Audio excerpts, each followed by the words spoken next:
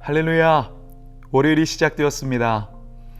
우리와 동행하시는 하나님과 함께 복된 한 주간이 되시기를 축복합니다.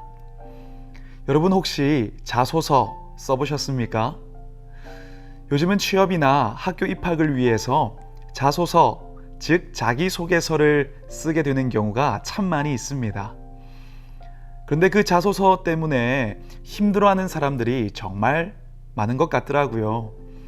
왜냐하면 뭔가 자신을 돋보이게 할 스펙들을 많이 써야 하는데 자신이 원하는 만큼 쓸 내용이 많지는 않기 때문이죠. 그런데 제가 대학원을 다닐 때 당시 학교 입학을 담당했던 교수님께서 한 가지 흥미로운 이야기를 했습니다. 어떤 이야기냐면 입학 원서를 받고 자기소개서를 볼 때 가장 중요하게 보는 것이 자기는 맞춤법이라는 이야기였습니다. 저는 당연히 글을 멋지게 쓴 자소서를 좋게 볼 줄 알았는데 그분에게는 맞춤법이 곧 성실함의 기준이었던 것 같습니다. 그래서 자소서에 오타가 있으면 성실하지 않은 학생으로 간주하고 면접을 볼 때 점수를 확 깎았다고 하더라고요. 여러분, 무엇을 기준으로 상대방을 바라보느냐에 따라서 그 사람에 대한 평가는 완전히 달라지는데요. 세상은 여전히 각종 자격증, 학벌, 다양한 이력, 즉 스펙이 많은 사람들을 주목하고 인정합니다. 그렇다면 과연 하나님은 어떤 사람을 주목하실까요? 오늘 성경은 믿음에 관점이 있는 자라는 사실을 우리에게 알려주고 있는데요. 오늘 본문을 보면 입다라는 사사가 등장합니다. 그런데 이 입다의 과거 스펙을 보면 좀 당황스럽습니다. 성경은 입다에 대해서 이렇게 말하고 있죠. 기생이 길르앗에게서 낳은 아들이었고 이에 입다가 그의 형제들을 피하여 돕 땅에 거주하매 잡류가 그에게로 모여와서 그와 함께 출입하였더라. 우리가 주일 말씀을 통해서 들었던 것처럼 그는 기생의 아들이었고 자신을 미워하는 형제들에게서 도망 나와서 잡류들, 즉 건달들과 함께 어울리던 그런 자였습니다. 여기까지만 보면 하나님께서 그를 사사로 선택하시고 들어 쓰신 이유를 정말 알 수가 없습니다. 그런데 오늘 본문을 보면 우리는 하나님께서 입다를 주목하신 이유, 그 힌트를 찾아볼 수 있는데요.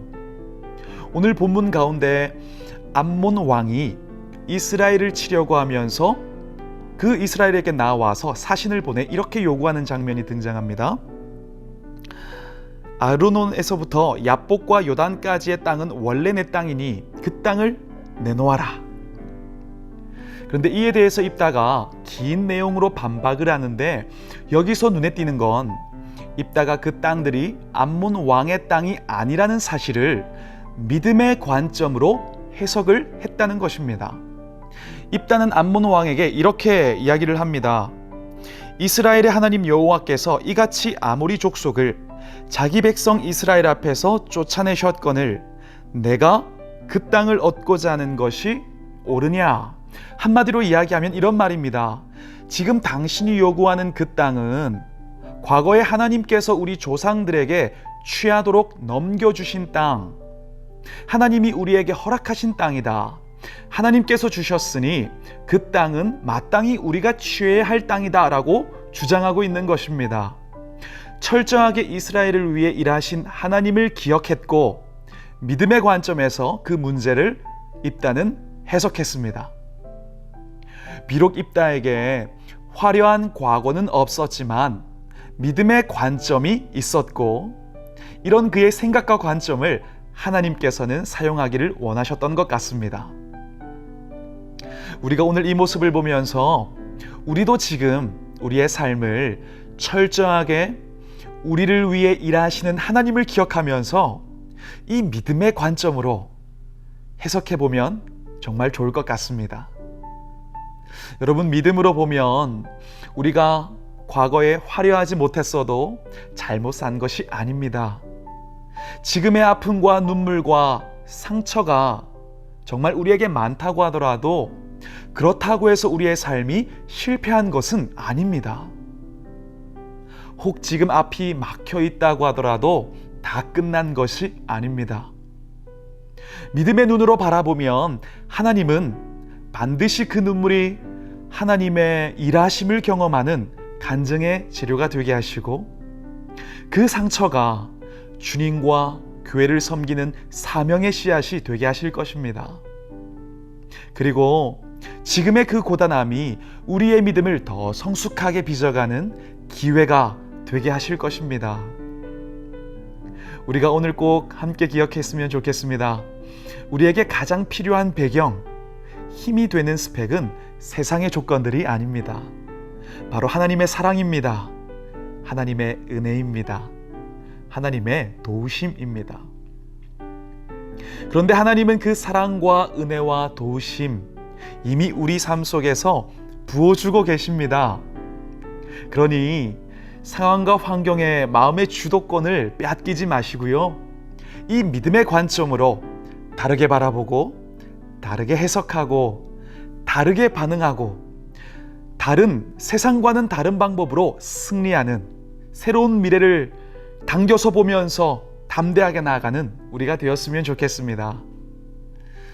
그렇게 이 한 주간도 그 믿음의 관점으로 담대하게 승리하는 우리 모두가 꿈의 가족이 되시기를 소망하고 응원하고 축복합니다.